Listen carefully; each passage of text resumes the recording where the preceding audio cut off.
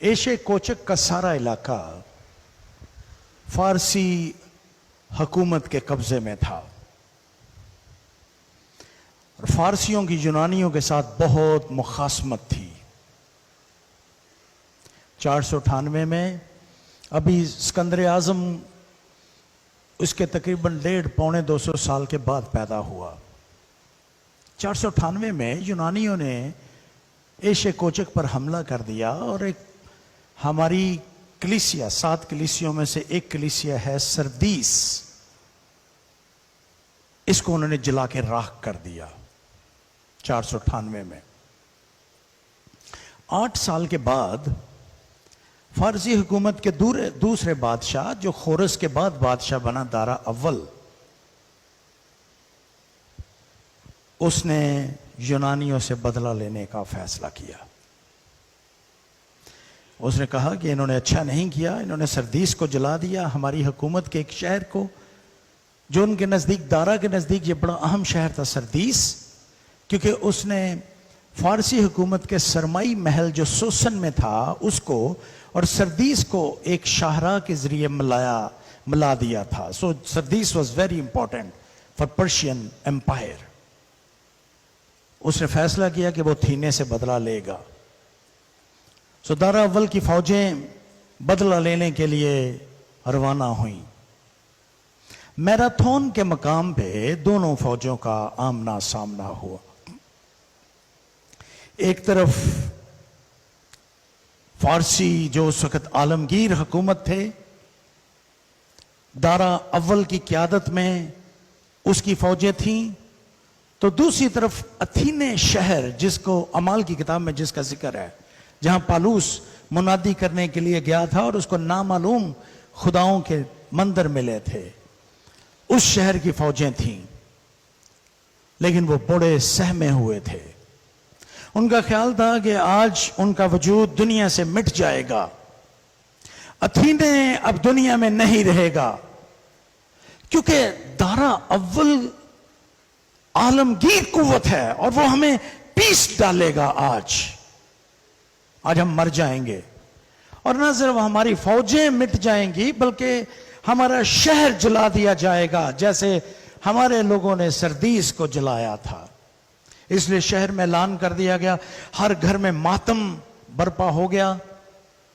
लोग मातम कर रहे थे, इस बात का मातम कि आज ये उनकी जिंदगी का, उनके शहर का आखिरी दिन है।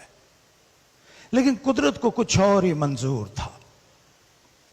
उस दिन जब जंग हुई दोनों फौजों में,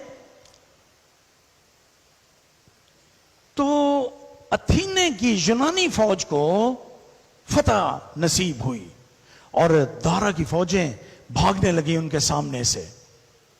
ऐसे हालात में जब वो फतह पा चुके थे दारा की फौजों पे, उन्होंने एक सिपाही को चुना जो बड़ा ताकतवर था उनके नजदीक, और उसको कहा कि जाओ, भाग के जाओ और जाके अथीने में बताओ कि अब मातम करने की कोई जरूरत नहीं है, हम जीत चुके हैं।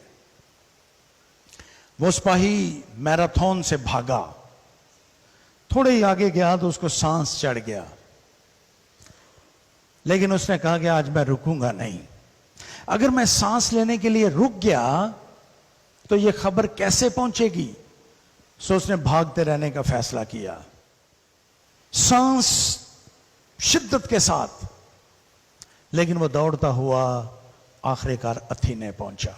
इसी से मैराथन रेस है ना जो आजकल, वो इसी रेस से, इसी दौड़ से इसका ताल्लुक है। जब वो अथीने में पहुंचा दरवाजे पे, तो वो गिर पड़ा। दरवाजे पे बहुत ज्यादा लोग जमा थे। वो फौरी तौर पे उसके पास आए कि ये तो हमारा सिपाही है, और ये क्या इसको हुआ। उस सिपाही को पता था कि अब मेरे बचने की कोई उम्मीद बाकी नहीं है। ताकतवर था, लेकिन दौड़ दौड़ के फेफड़े फूल चुके थे। उसको पता था कि वो मर रहा है। सारे लोग उसके इर्द गिर्द जमा थे जो गेट पे थे, दरवाजे पे। اس نے مرتے مرتے ایک لفظ بولا. اس نے وہ بلند آواز سے وہ لفظ بولا اور اس کے بعد اس کے پھیپھڑے پھٹ گئے. اس کے منہ سے خون بہنے لگا پھیپھڑوں کے پھٹنے کی وجہ سے. لیکن اس ایک لفظ نے پورے یونان کی تاریخ کو بدل دیا. اس دن ماتم ہو رہا تھا اتھینے میں، لیکن اس ایک لفظ نے اس ماتم کو خوشی سے تبدیل کر دیا. اور میں آپ کو بتاؤں وہ لفظ کیا تھا؟ وہ لفظ تھا، مرتے مرتے اس نے کہا نکاؤ.